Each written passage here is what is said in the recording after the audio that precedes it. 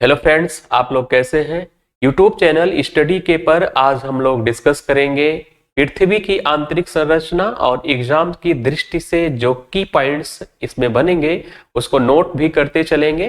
जैसे पृथ्वी की आंतरिक संरचना में सबसे महत्वपूर्ण स्रोत, मुख्यतः स्रोत भूकंप विज्ञान को माना जाता है, क्योंकि पृथ्वी के अंदर तो कोई गया नहीं है। तो भूकंप विज्ञान के आधार पर पृथ्वी की आंतरिक संरचना के बारे में हमें ज्ञात होता है। जैसे हम पृथ्वी से की ऊपरी सतह से आंतरिक सतह की ओर जाते हैं तो घनत्व बढ़ता है, दबाव बन रहा है, इसके कारण उसका घनत्व भी बढ़ता जाता है। अर्थात हम कह सकते हैं पृथ्वी की जो बाहरी सतह है उसका घनत्व कम है और जो आंतरिक सतह है, जो केंद्रीय भाग है, उसका घनत्व सर्वाधिक है और तापमान में भी वृद्धि होती जाती है। जैसे कि पृथ्वी की बाहरी सतह से आंतरिक सतह की ओर नीचे की ओर जाते हैं तो प्रत्येक 32 मीटर पर 1 डिग्री सेंटीग्रेड की क्या होती है, बढ़ोतरी हो जाती है, तापमान में बढ़ोतरी होती है। हम कह सकते हैं कि ऊपरी तापमान कम होता है, लेकिन जैसे नीचे की ओर हम जाते हैं तो तापमान भी बढ़ता है और घनत्व भी बढ़ता जाता है और दबाव भी बढ़ता है। अगर हम बात करें पृथ्वी का औसत घनत्व क्या है, आपसे पूछ सकता है पृथ्वी का औसत घनत्व कितना है, तो बताएंगे क्या 5.5 ग्राम प्रति घन सेंटीमीटर पृथ्वी का औसत घनत्व है। अगर भूपर्पटी का घनत्व देखें तो एवरेज में 2.8 से 3 ग्राम प्रति घन सेंटीमीटर होता है। हम कह सकते हैं जो ऊपरी सतह है उसका घनत्व कम है, लेकिन जो आंतरिक भाग है, आंतरिक सतह है, उसका घनत्व सर्वाधिक है, तापमान भी बढ़ता जाता है। ऊपरी परत का तापमान कम है, नीचे जैसे जाते जाएंगे उसका तापमान भी आंतरिक भाग का बढ़ता जाएगा। हम लोगों ने जाना कितने पर जाने पर, तो 32 मीटर जाने पर 1 डिग्री सेंटीग्रेड तापमान क्या होता है, बढ़ता है।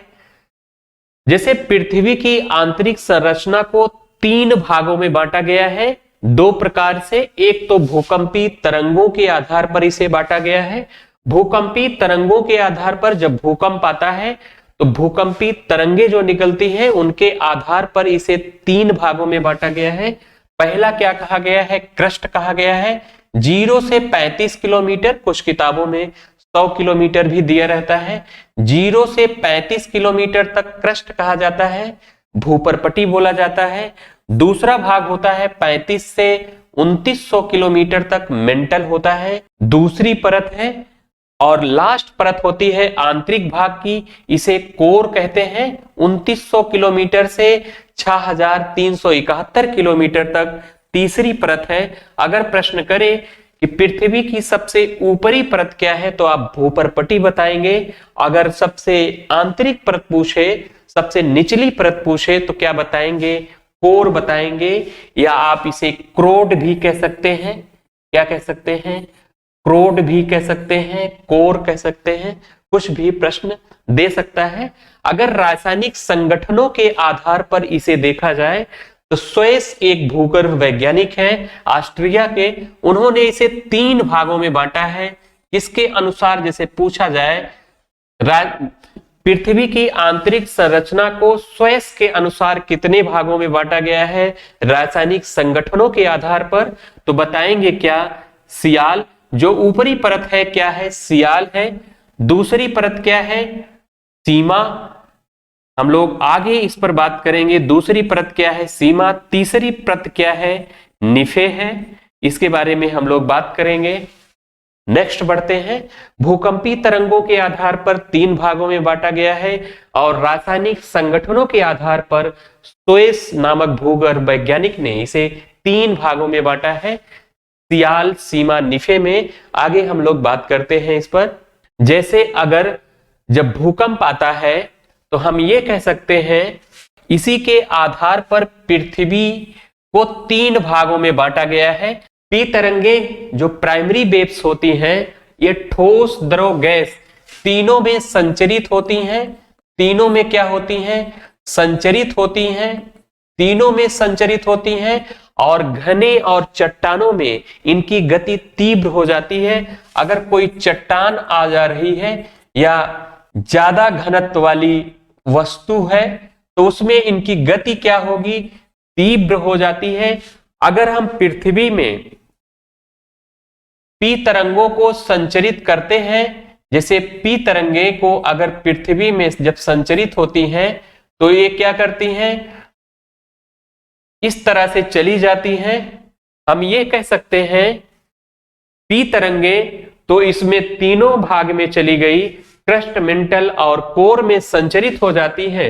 अगर एस तरंगों को संचरित किया जाता है, एस तरंगों की खास बात क्या होती है, एस तरंगें केवल ठोस में संचरित होती हैं, केवल ठोस में संचरित होती हैं। गए जैसे अगर द्रव अवस्था वाली वस्तु है, द्रव में प्रायः लुप्त हो जाती है, प्रायः क्या होती है, लुप्त हो जाती हैं। अगर हम एस तरंगों को संचरित कराते हैं तो एस तरंगों को अगर हम संचरित कराएं तो एस तरंगों को जब संचरित कराते हैं तो ये मेंटल को क्या करती हैं, इस तरह से छोड़ देती है, मेंटल को छोड़ देती है। इससे यह सिद्ध होता है, इससे यह सिद्ध होता है मेंटल क्या है, मेंटल ठोस की अवस्था में नहीं है, ठोस नहीं है, इसीलिए तो ये मेंटल को क्रॉस कर जाती है, लुप्त हो जाती है मेंटल में। इस तरह हम कह सकते हैं जो भूपर पट्टी है ठोस की अवस्था में है, लेकिन मेंटल क्या है, प्लाज्मा की अवस्था में है, अर्ध ठोस की अवस्था में है, कह सकते हैं द्रव की अवस्था में है, लेकिन व्यवहार कैसा, ठोस का करता है। ज्वालामुखी का जो उद्गार होता है, जब जो लावा निकलता है, इसी मेंटल भाग से निकलता है। भूपर पट्टी एक एक करके जानेंगे कि एग्जाम्स की दृष्टि से कौन से की पॉइंट इसमें बनेंगे, फालतू की बातें नहीं करेंगे। जैसे ऊपर वाला भाग क्या है, इसे ऊपर वाले भाग को हम लोग क्या कह रहे हैं, इसे हम कह रहे हैं क्रस्ट कह रहे हैं। 0 से 35 से 100 किलोमीटर तक माना जाता है, 0 किलोमीटर से 35 से 100 किलोमीटर तक क्या माना जा रहा है, इसे हम लोग क्या कह रहे हैं, क्रस्ट कह रहे हैं। क्या कह रहे हैं, ये ऊपर वाली भाग क्या है, क्रस्ट है, भूपर पट्टी है। क्या इंपॉर्टेंट की पॉइंट्स बन सकते हैं, अगर प्रश्न करें कि पृथ्वी की सबसे ऊपरी परत कौन सी है तो क्या बताएंगे, सबसे ऊपरी परत क्या है तो बताएंगे भूपर पट्टी है। ऊपरी परत क्या है, भूपर पट्टी है। इसकी मोटाई महाद्वीपों पर अधिक होती है, क्रस्ट की मोटाई क्या होती है, महाद्वीपों पर अधिक होती है, एवं महासागरों में कम होती है, महासागरों में इसकी मोटाई कम होती है, ध्यान रखेंगे। अगर घनत्व पूछेगा तो इसका घनत्व क्या होता है, 2.8 से 3 ग्राम प्रति घन सेंटीमीटर होता है। हम यह कह सकते हैं सभी परतों में सबसे कम घनत्व इसका होता है, लिख सकते हैं सबसे कम घनत्व वाली परत है, सबसे कम घनत्व वाली परत है, घनत्व वाली परत है। इसका निर्माण कैसे हुआ है, इसका निर्माण सिलिका और एल्यूमिनियम से हुआ है। इसका निर्माण कैसे हुआ है, सिलिका और एल्यूमिनियम से हुआ है, इसलिए इसे क्या कहा जाता है, इस परत को सियाल भी कहते हैं। रासायनिक संगठन के आधार पर इसे हम क्या बोल देते हैं, सियाल। सियाल का नामकरण किसने किया था, किसने रासायनिक संगठनों के आधार पर पृथ्वी की आंतरिक संरचना को 3 भागों में बांटा था, भूगर्भ वैज्ञानिक थे, स्वयं ने बांटा था, इसे सियाल बोला था। अगर प्रश्न करें महाद्वीपों का निर्माण किस परत से हुआ है तो बताएंगे क्या, यही बताएंगे महाद्वीपों का निर्माण इसी परत से हुआ है। अगर पूछे इसमें किस चट्टान की अधिकता है, इसमें ग्रेनाइट चट्टान की अधिकता है, ग्रेनाइट चट्टान, ग्रेनाइट चट्टान पाई जाती है। इसमें कैसी चट्टान पाई जाती है तो क्या बताएंगे, ग्रेनाइट चट्टान पाई जाती है। नेक्स्ट बढ़ते हैं हम लोग, मेंटल की बात करेंगे। जैसा कि हम लोगों ने देखा ऊपर पार्ट क्या था, 0 से 35 से 100 किलोमीटर तक क्या था, क्रस्ट था। 2900 किलोमीटर तक आपको क्या मिलेगा, मेंटल मिलता है, मेंटल। इस भाग को हम क्या कह लेते हैं, मेंटल। ये पूरा भाग क्या है, मेंटल है। पृथ्वी के कुल आयतन का अगर देखा जाए, पृथ्वी के कुल आयतन का 83%, कितना है कुल आयतन का, 83%। यूं द्रव्यमान का 68% है। कितना इसका द्रव्यमान है कुल पृथ्वी का, तो 68% है, इसको भी ध्यान रखेंगे। इसका निर्माण सिलिका और मैग्नीशियम से हुआ है, इसलिए इस परत को हम लोग क्या कह रहे हैं, सीमा कह रहे हैं। कैसे हुआ है इस परत का निर्माण, सिलिका और मैग्नीशियम से हो रहा है, इसलिए इस परत को हम लोग क्या कहते हैं, सीमा भी कहते हैं। क्या कहते हैं, सीमा भी कहते हैं, ध्यान रखेंगे। इसी परत से ज्वालामुखी के उद्गार के समय गर्म एवं तरल लावा बाहर आता है। तो मेंटल, अगर प्रश्न करे कि ज्वालामुखी का लावा बाहर कहां से आता है, किस परत से आता है, तो बताएंगे क्या, मेंटल से आता है। इस परत को व्हाइट ऑफ अर्थ भी कहते हैं। क्या कहते हैं, व्हाइट ऑफ अर्थ भी इस परत को बोला जाता है। नेक्स्ट बढ़ते हैं, केंद्रीय भाग की बात करते हैं। केंद्रीय भाग की 0 से 35 से 100 किलोमीटर और 2900 किलोमीटर तक क्या है, मेंटल है, मेंटल। ये है क्रस्ट। फिर आता है भाग कोर का 6371 किलोमीटर, जो ये सबसे आंतरिक भाग है। अगर प्रश्न करे पृथ्वी का सबसे आंतरिक भाग क्या है, आंतरिक परत क्या है, सबसे निचली परत क्या है, तो आप क्या बताएंगे, सबसे निचली परत क्या है, कोर है। इसका नाम क्रोड भी बोला जाता है या आंतरिक भाग भी बोल सकते हैं। पृथ्वी की सबसे आंतरिक परत है, अगर प्रश्न आए तो बताएंगे। इसका निर्माण निकेल और लोहा से हुआ है। कैसे, निकेल और लोहा से हुआ है, इसलिए इस परत को क्या कहते हैं, निफे भी कहते हैं।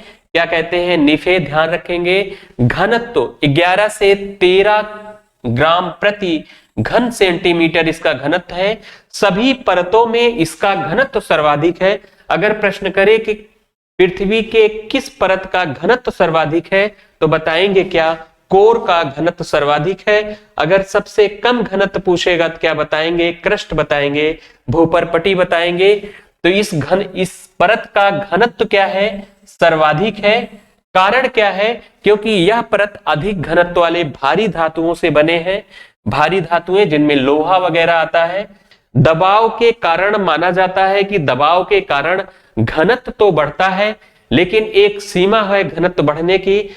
गर्भ वैज्ञानिकों ने बताया कि यह कोर भारी धातुओं से बने हैं, इसलिए इसका घनत्व 11 से 13 ग्राम प्रति घन सेंटीमीटर तक पाया जाता है। अगर इसके आंतरिक भाग केंद्र की हम तापमान की बात करें, तो तापमान लगभग 5500 डिग्री सेल्सियस तक पाया जाता है।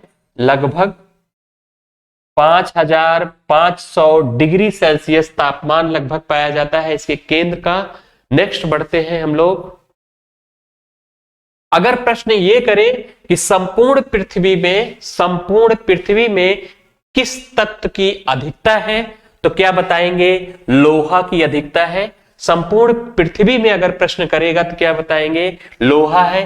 कितना है, 35.5% है।